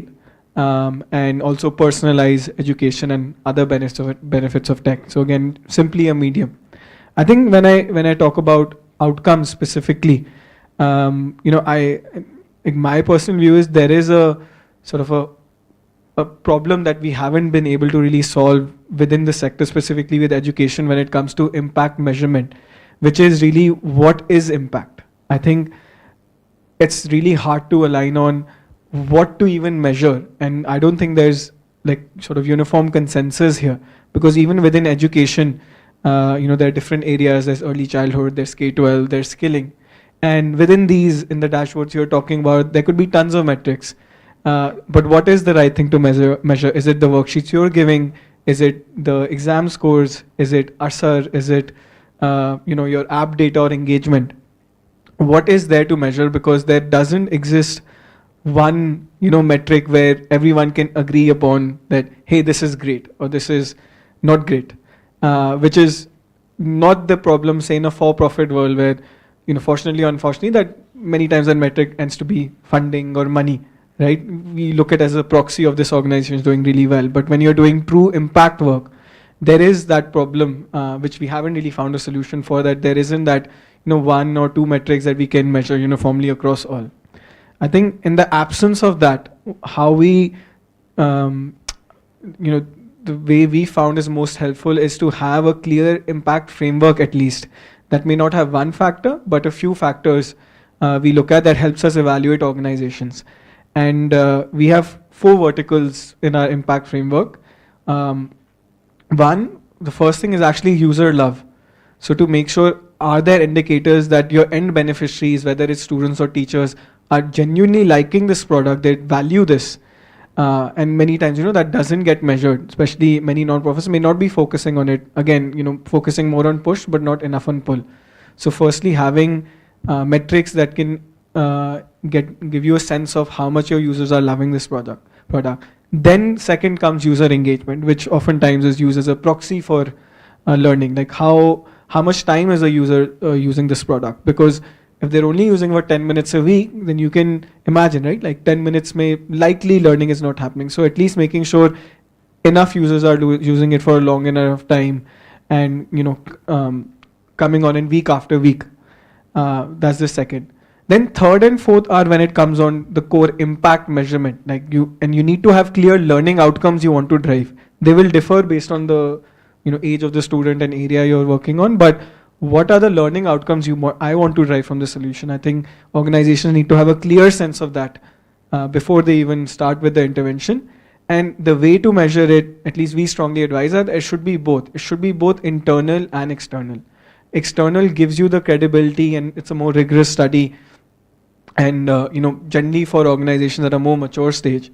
But having an internal framework of learning outcomes and having internal data that can give you at any point of time how is each student moving from level 0 to 1 to 3. Tech enables that, and I think that's really important, that you can't just rely on external, but you need to have clear internal data frameworks and the data to actually show whether you're progressing or not. Thanks, Ashray. That's quite encouraging to know that there's space for some solutions to fail, because it's better to fail fast and learn fast than really to struggle for a long time. So we are really short of time. So the last question, I would really request all speakers to limit it to 1 minute, because we want to have enough time for the audience to ask questions. So we all talked about that building technology demands significant investment, both in terms of time, resources, and money. So what are the limitations or risks that you foresee? What would be an advice to one advice to the organizations, or one key takeaway or something that you want to highlight as to conclude this discussion today? So I'll come back to you, Ashray. Yeah, I think I'll just echo what people said, that definitely think about tech in your daily work, but be very clear on what is the purpose of this tech, whether you even need to use it, and some of the principles that mention that don't reinvent the wheel. I think companies who have, in our view, have a very clear view of where I'll use tech, where it will really help with scaling and personalization, but where it may not help, such as partnering with the government or even maybe designing content. And I think being very ultra aware and then focusing your energy and the limited resources you have, we've seen those companies generally do better and see results in the long term. I'll just keep it short. Yeah, thanks. And let's make this quick. So we'll go around the table, and I'll not moderating this time. Sure, thanks, Shraddha. So for me, I would say seeking feedback of the users, the actual users, would be useful for organizations at every stage of development from the beginning itself. And then also organizing trainings for them on the use of the platform and providing manuals so that they can refer to if they get stuck anywhere. So this will help in better adoption and uptake of the platform. I think keeping in mind the complex scenario we have in India, which we operate in, my one piece of advice to the organizations and the funders we work with is to have the patience and the willingness to learn from the development and the implementation process of the technology. That is very important for all of us in the sector. Some of us are old, some of us are new, but I think both of them are equally important for both the types of organization. So that's it from me. Thanks. So I think I'll keep my points more to the ML side of things. I think technology has been spoken quite a bit. So there's a lot of emphasis when it comes to ML on the accuracy of the model. So, but I look at it slightly differently in a way that ultimately you should evaluate that by looking if the end user is using it for decision making, right? You can come down with accuracy a bit. So there's this concept called explainable models, which can incentive the users to use it far more than having a model which just says, oh, this person is going to drop out, just trust me, kind of, right? Which goes back to what Ritesh was saying, like having a model that is more explainable, little more nuanced, even if it comes at the cost of a bit of an accuracy, would be something that I would advocate. So yeah, that would be my word of caution. So I think using technology at the right time, having just the right amount of and the right technology. So for example, if you're not looking at massive scale, you don't have to invest in technology that is microservices or more expensive. But if you definitely have scale at some point, so it's about investing at the right time. It's okay to iterate. So if you need something quickly, like you did Google Forms, right? That's still technology and that's fine. So just go with it that allows you to have something. The second point I would say is that make sure that before you get into procurement, you do enough research. Don't get caught up into wanting to create. If you do your research, you'll probably find something that's a good starting point, and that will help you save your resources towards some more better outcomes. Thank you. So it fills me with a lot of hope and excitement with just hearing just what's happening across different places. And I still remember almost a decade back when I came to Delhi. I was studying here at Stephens. There, Blue Line chal rahi hoti thi, and Delhi Metro just got made. And outside in the Blue Line, everybody would push. Nobody would pay for the tickets. They would jump out. But in the Delhi Metro, they would stand in a queue. They would be like really well behaved and other things, right? And for me, that sort of epitomized what development is. So I think as a sector, while there's so much of heart in our sector, I think with what data and technology, I think it's almost that pivotal moment where the change, the transformation that we want to make, I think almost seems so much doable. So I think thoda jab metro ban raha tha, sab, like I know Bombay people, if they're there, they know what the pain of making a metro is. But I think the Delhi ones had a good time. But I think it's that time. So we will make mistakes. It will be inconvenient. It will be expensive. It will be like, talent will not understand what are we doing. But I think it's worth it. I think it's definitely going to be a big game changer in the way, we're trying to solve for our learning outcomes in the country. I think the next sort of India at 100 is going to be better than India at 75. I think what's worked for us, and taking example of the journey from net banking to UPI, your FASTags, your Aadhaar, 3 frames that has that I think would definitely be suggestion from our side is what you design for, and 3 things that we keep in mind is designing for simplified lives, designing for better interactions among people, right, and designing for agency. If you can keep these 3 at the core of what you design, I think the direction is set. Thanks a lot, and special thanks for listening in so patiently. The audience this side over there, and also people who have joined online.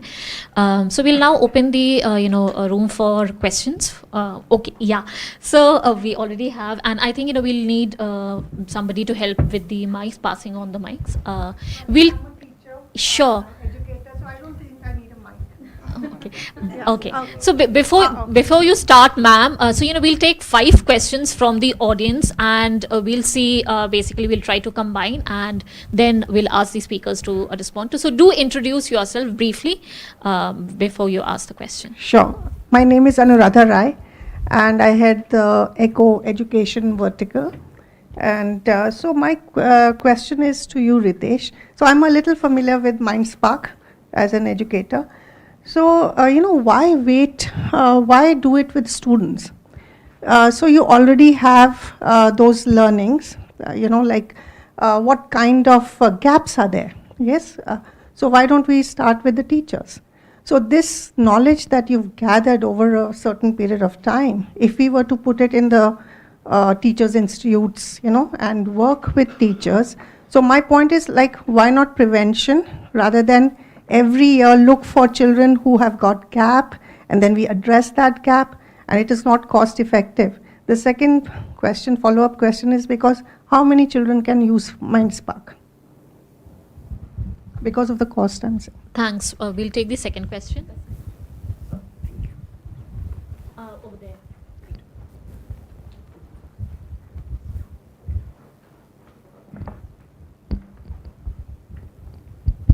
Hi. So this is Gitesh from Dhwani RIS. I had a question that yesterday I was listening to this podcast about lead schools, and they said that they want to empower 20 million children through technology, right? And today, Transform Schools, I heard that you guys want to empower, say, 15 million.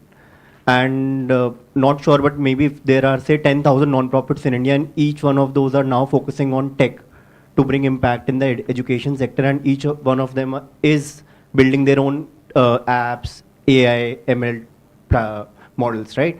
So at the end of the day, if there is so much chaos and these non-profits are not talking to each other, if I am the end user, a student, right, and I am being bombarded with so many apps, say like a MindSpark or some Diksha platform, isn't it an injustice for me as a student, right? Because at the end of the day, what matters to me is learning, but it is what is happening is maybe more of a chaotic situation, right? So how are we dealing with that? Thank you. I'm Simi Puri. Just to give a quick small introduction, I'll be joining Shiksha Lokam on Monday. Neeraj, this is for you. Was the early architect of Unnati. And honestly, very, very insightful session, because after a long time, I'm coming back to the corporate sector and it's very exciting. Simple question to almost everybody in the panel is there a proactive information sharing? We have had so much conversation here. If I look at Tanushree, she has behavioral nudges with assessments. There would be mental health data sitting there. Has that been shared with everybody state-wise? If I look at Nitish, he's been talking about conversation, listening to conversations. I'm sure there are too many dialects. I mean, even Jugalbandi has not managed to get all the data right. But whatever you have had, and whatever you think is accurate, is there a proactive information sharing within the ecosystem, whether it's central, managed, or state? Because that is very important. Like Neeraj said, reuse. I mean, let's reuse the insights. That's all. Should I go? Hi, I'm Anand.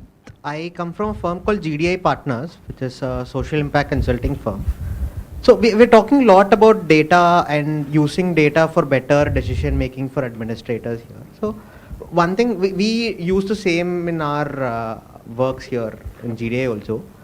One thing which we find difficult is about how do we collect the right data, or how do we ensure the accuracy of that particular data.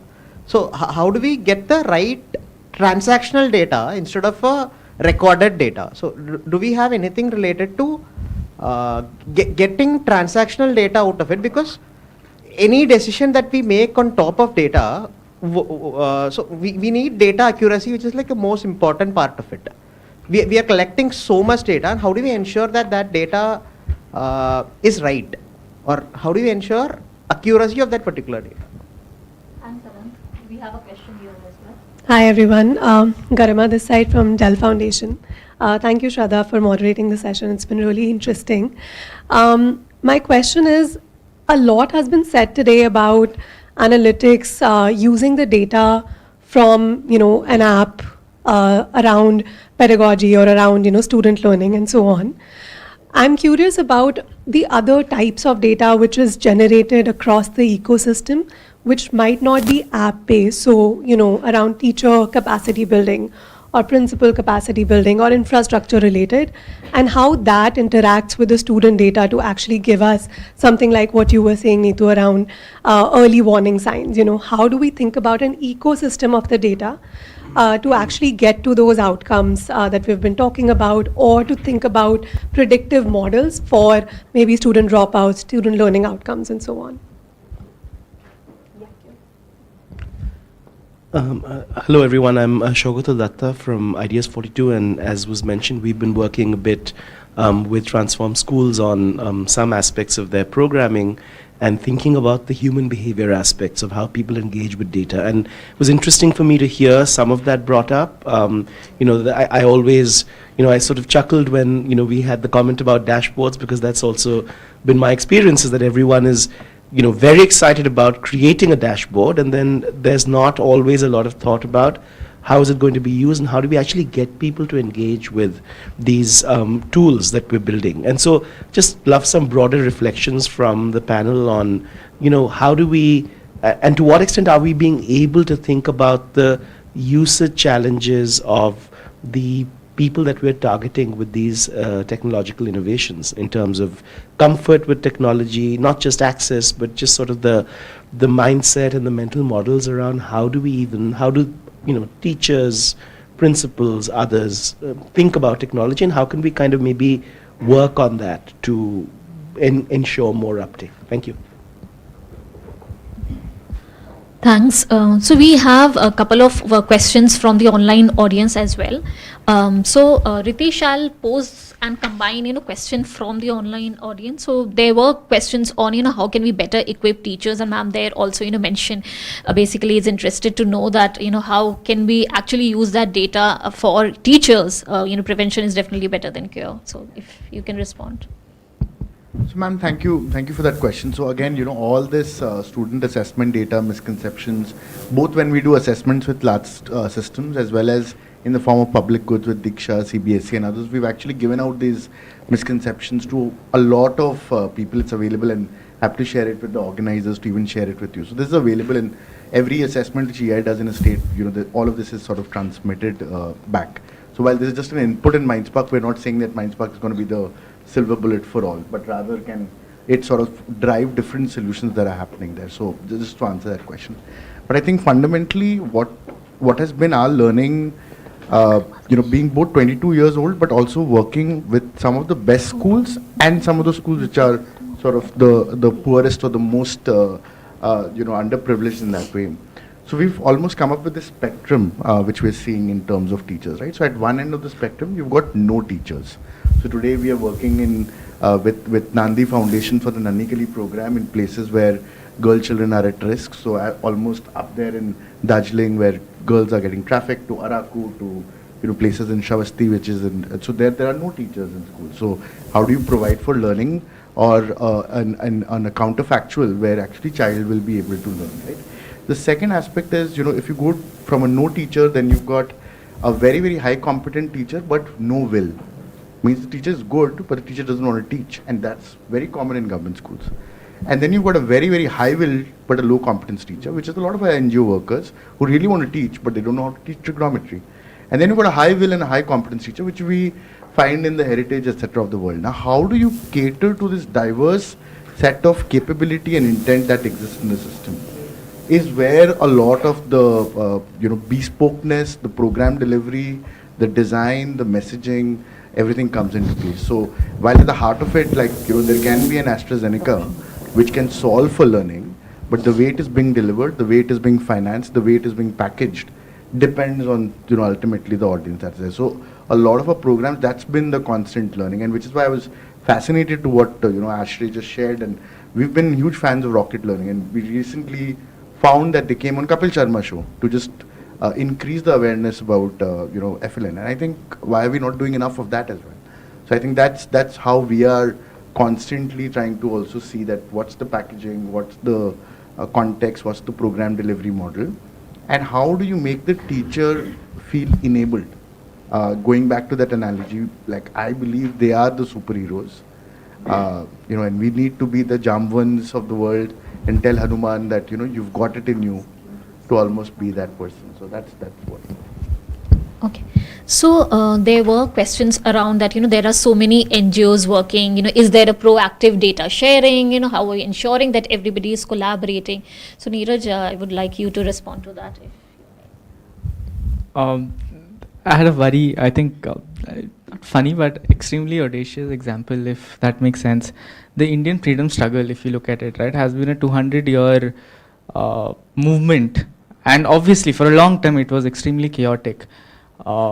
Many people attempted many different things in many different places and in many different ways, and eventually it all started to come together and make some shape of it. That, right? One, I think we need to acknowledge that the Indian education challenge is huge and big and massive, right? And it's great to have so many people do so many things. I think I'll start from there, right? At the time that we are, it's the best that we can start with, to say there are so many people attempting to do so many things, having so many audacious goals, a great problem to have. I think first I would not see that as a a sense of caution, but a sense of great starting point for us. I mean, imagine if during the freedom struggle everyone said, we need to start something extremely clean. How do we do this?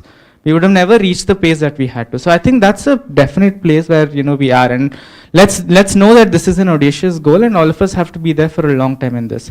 Second, I think, like I mentioned, right, it's dirty business, as we call it, right? I mean, you need to get, no one knows the answers, everyone's attempting to figure certain things, everyone's iterative in the process, something will work in the whole process.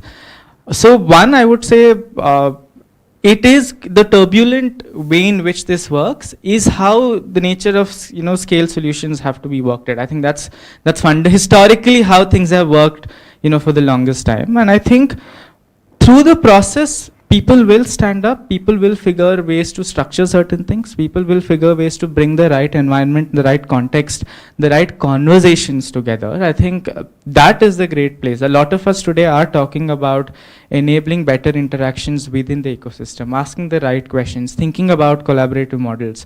The work that we do, a lot of it is to say many people do many different things. How do we just bring people together to work on the best way? So I don't think I mean, I understand when you say students might, face some brunt of it, but let's also think of it in a way that it's perhaps the only way to do it. And it's a long-term, engagement. And I think for me, I see it as a great positive environment that has got set. People who are intentionally right will stick through, and people who aren't will have to drop off at some given time, and that's the nature of the thing. So I'm just, I think, extremely excited. There are so many people in the country who are working. Shiksha Lokam's work has 100% been enabled because of the people that we work with. Had we been alone, nothing would have really happened. Each of the collaborations have really worked wonders for us. So I think I believe in the power of having so many people existing and so many people more coming in the process. I think there's great energy in that. So actually, like you said, it's a good problem to have. And what I think, and taking the freedom struggle example, the benefit we have today is that information travels much faster, which is going to enable much faster collaborations, and frameworks are already coming in place to enable these collaborations. I don't know where I've heard it. Is it a podcast or somebody said that here? But India has two things, right? It has scale in two ways. It's the number of people and the variety of people. You just said that, right? Yeah, so your podcast right now, right here. So that I think is super important, because that means more people have to come together to solve the problem. I don't think the diversity will allow some few people or few organizations to solve it. We do need a framework to ensure that duplication doesn't happen. There is more collaboration happening. And again, coming back to I think I'm parroting India a lot. But if you actually look at the India report, you look at the depth of the principles, it actually sets an expectation that digital in education should happen with the main, I think interoperability is a very key word used there. And I think there is a lot of work happening in this space, whether it's with the DSCP, protocol that's being coming together, which will allow for very fast-paced collaboration, structured collaboration to happen in this space. And if you look at it from the child's perspective, right, on one side we are talking about not having any options at all, now to having a lot of options. Yes, today I think having a lot of options is a very real problem. But I think that's a better problem to have than not having options, right? So in a way, I think we are going in the right direction. And yes, things will consolidate. There will be more efficiency. And I think it will happen faster than ever before. There were a couple of questions on, from Anand, like how do we get the accurate data, transactional data, and also Garima talked about, building that ecosystem for data. So if Nitish, you could respond to that. Yeah, sure. I think partly it was answered in a way where collecting data versus collecting data via, let us say, manual processes going and, doing surveys, that is very different to getting transaction data. So all these ML applications are becoming possible just because of transaction data. It will be impossible to do it with the baseline, midline, and endline having ML applications at the end of the day. So transaction data is a way where you can kind of increase accuracies because systems are in place. You would not get a whole lot of issues when it comes to data cleaning, which we can still figure out. So there are two issues here. One is accuracy, another one is bias. Both are very different. Like accuracy is about okay, there is a specific mistake in that particular setting, something happened there. Bias is a consistent issue which we have. So there are models that we can develop to identify both, right? So you can have control charts where you go above a certain standard deviations up and down, which kind of tells you that, okay, in this instance, the accuracy is off a bit. Bias is when you're consistently going in one direction, you'll be able to say there is an inherent bias in the system. So you can build models around identifying, is there an issue with accuracy or bias and fix those. And typically the best way to get around this is have tech-led systems which generate transaction data and use that in your models rather than you collecting data from the ground yourself where the biases tend to creep in a lot more. So Shogoto asked, about actually how do we ensure adoption. So Ritesh, probably you could answer that. And there's one more question, on from the online audience, and one of our ex-colleagues, Mahendra ji. So he said that we have talked about data, and a lot of these state governments do have data, but not every time that data reflects accurate dashboards reflect accurate data, and reporting is not always accurate. So what are your suggestions to deal with such a situation? Yeah, I think just fundamentally, I think the baseline of data literacy, both amongst our teachers and our organizations, fundamentally very, very low. So expecting magic to happen suddenly because data is available is quite difficult for us. So like I think what we've done is, while a lot of the process engagement data that's available, which is available at dashboards and other things, what we try to do is make it easy and digestible for the last mile. So coming up with very simple metrics, and as part of the dip which we were with Pratham Infotech Foundation, they really thought of how does the last mile, the person who's going to school, actually gets a message that's good enough. The person going to the school, the teacher trainer does not need to look at the dashboard. Can they just get a message? Can they just get a mailer, which is simple enough to do it? I think second on, I think integrity on we actually have, had a huge problem and would love Shiksha Lokam, Step, TakeD, etc. to solve it. We rely a lot on the UDAS data, and we get surprised when we go on the ground. So we need, we're like, what the hell to do now? So I think it is fundamentally a problem in terms of just the quality of data that exists, both in terms of education data, but also the kind of governance data that exists today to sort of base some design or what you want to do. Frankly, I don't have any answers on how we can solve for that. We are far more trust-based in the way at least programs are built. So at least now some of our funders are saying when your person is going on the ground, make sure he has a GPS and all of that stuff, which is of course difficult to implement, but we understand also from where they're coming. But at least on government source of data for schools, for learning, or either even for infrastructure, we've generally not been able to reconcile. So even if you look at the UDICE data, we still have to do one visit to the school to figure out really what's happening. So I hope people in the ecosystem will solve the challenge. Yeah, and if you may also respond to how do we ensure adoption? What do different users think of technology, and how have you cracked that? Yeah. That's all. Although I would say in Ideas 42's task to do and help us with, but he's being very smart to pose that to us. Yeah, no, so I think for technology, at least what we've found is that user love is very, very important, which it means that it needs to be novel. Now, fortunately, because we work with government schools, the moment you put them, like, show a little bit of technology, everybody gets super excited, at least at the student level. So they're super excited. The baseline is so low, the moment even if you give them a tablet, they're like really happy. But of course, sustained engagement is what really matters, which is a lot more about the content, the way it works, the experience, etc. I think at the teacher level, I sort of again get back to just the way it has been designed. Has it been empathetic or not? Like, we design, like at EI, we love measurement and all of these data, etc. We created a teacher dashboard with so much of data insights, etc. And the teachers would be like, "Aap ye mere ko dikha ke mere ko inferior feel karwa rahe ho." And so we had to really like simplify it and make it really simple for the teacher, right? Second, of course, what we really benefited from the first time when we did Mindspark in Ratlam, basically, and we first showed a tablet to a teacher. The teacher said, "कि इसके हाथ लगाऊंगा तो current मारेगा." To WhatsApp, to Facebook, to smartphones, it has really now become easier. So now today we're seeing actually teachers, if you give them a tablet to use, they're far easier to use than a desktop.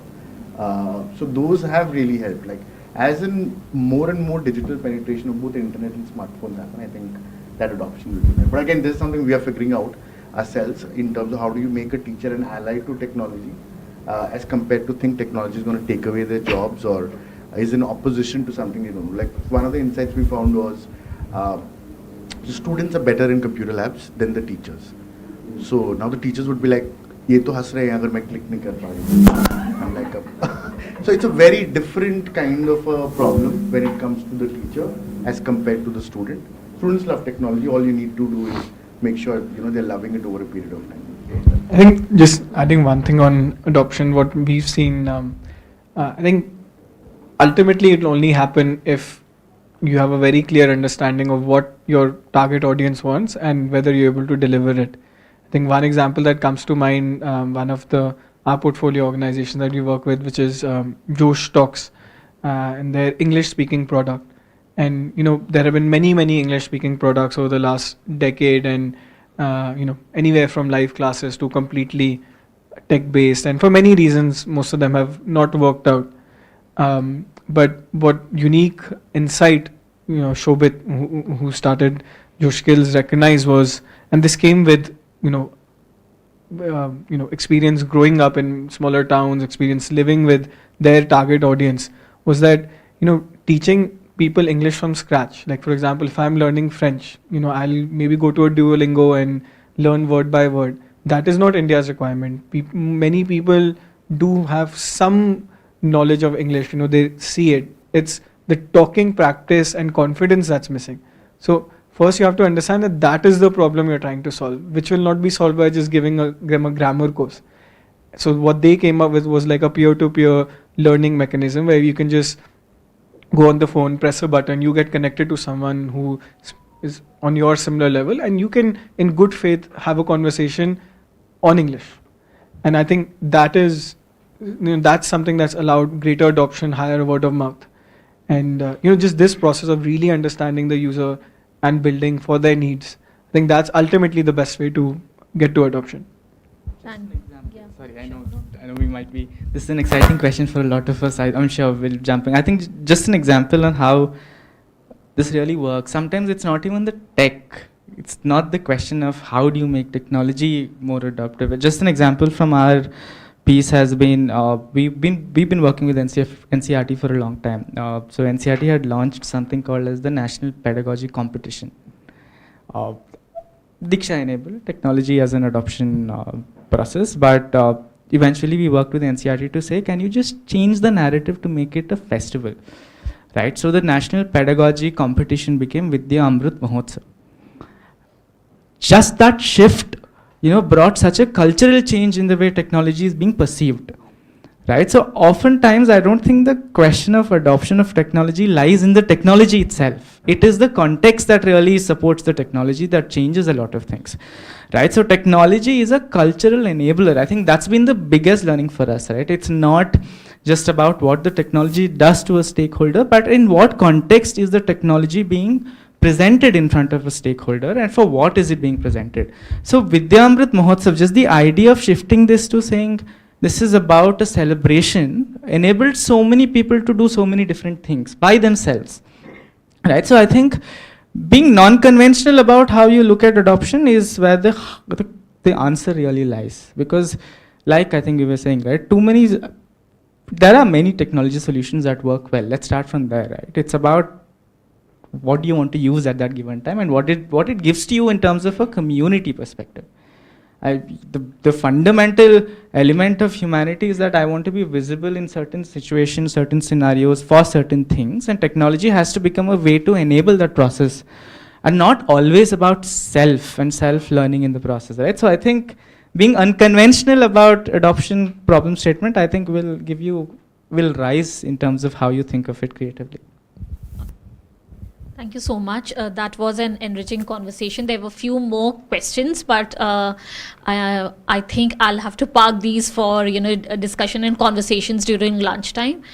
So now I would like to invite Pankaj, our CEO at Transform Schools, to give vote of thanks, and thank you all of us, but more from Pankaj.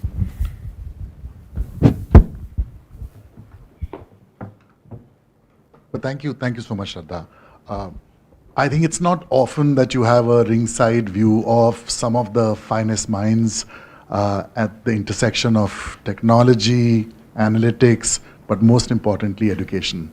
I've really enjoyed this. It's not often that I'm actually allowed to not speak, but this was, I think, the most pleasurable hour and a half I spent. I think a part of what really has stood out today, for us, is how collaborative the conversations have been and how rich they have been. And as the man who is standing between you and your lunch, I'm going to take precisely 2 minutes of your time to just recap some of these very interesting conversations which you all spoke about, which stood out to me. It's not an exhaustive list, but possibly something to take away. I think form follows the function. Anybody who knows me has heard me say this like 1,000,000 times. And I think the clearest point here for me is not about technology, not about analytics, but enabling key actors to act on insights with confidence and surety that this will improve learning outcomes for children. I think that was one clear, unanimous view across the room. I think for the time sensitivity and the actionable end of the spectrum, also good enough to make a change and exciting for users to use. My word for the day has been user love, and clearly I do realize that I'm much older when I hear phrases like this, but hey, if you are not loving it, I'm certain you will not use it. Just the desire to pick something up and to play around with a new tool, a new technology, a new workbook engenders its use. So I think just making sure that, as they say, jo dikhta hai, wahi bikta hai. So I think really making sure that that happens. My sort of the third takeaway today was really a sense of urgency around this, which is palpable. I do get the point around children being overwhelmed with too many things happening at their end. But my sense also is that with great state partnerships, working in conjunction with NCRT, with state governments, with responsible funders, you do see that noise decreasing. Many of these actors do ask the questions that, well, has this been done before? Who else is doing it? Would you not be better off collaborating with it? Because at the end of the day, it is that one child who is at the receiving end of everything. So I think really coordinating and sort of making sure that there is some level of consistency and coherence in those efforts matters. The fundraising landscape around this work is growing, it's positive, but my sense is that it is still risk averse. And I think I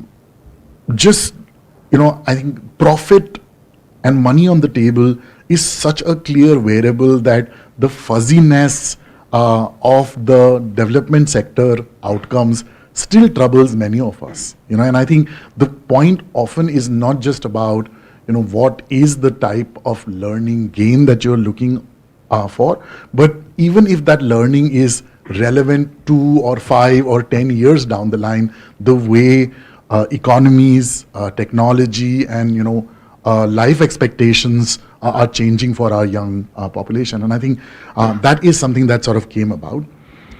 I think the last for me was really some bit of caution around emerging technologies being sort of completely swayed by them, and really focusing again and again on not just the intent, but protecting the users, protecting teachers and students from substandard, products or processes which may not yield results. I mean, there are colleagues on, around the room who are hardcore, proponents of child's learning bereft of technology or with technology. They don't actually care about it, but really making sure that children gain. And I think that often, needs to be the focus, while protecting the anonymity, children from exposure to things that they should not be exposed to at certain age.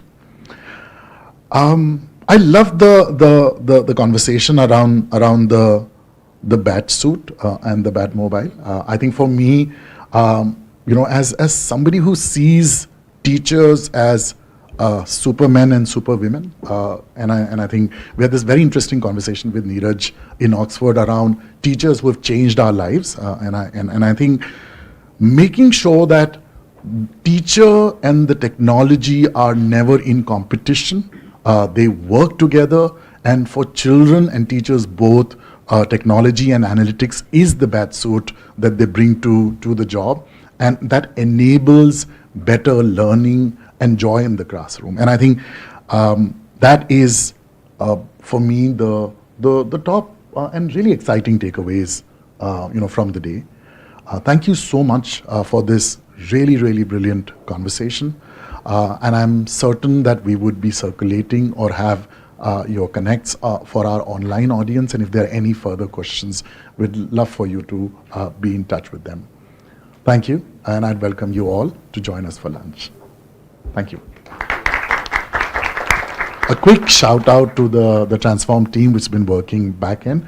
Funnily enough, it's the same team that works back end and front end. So a shout out to all of you. Thanks. Thank you.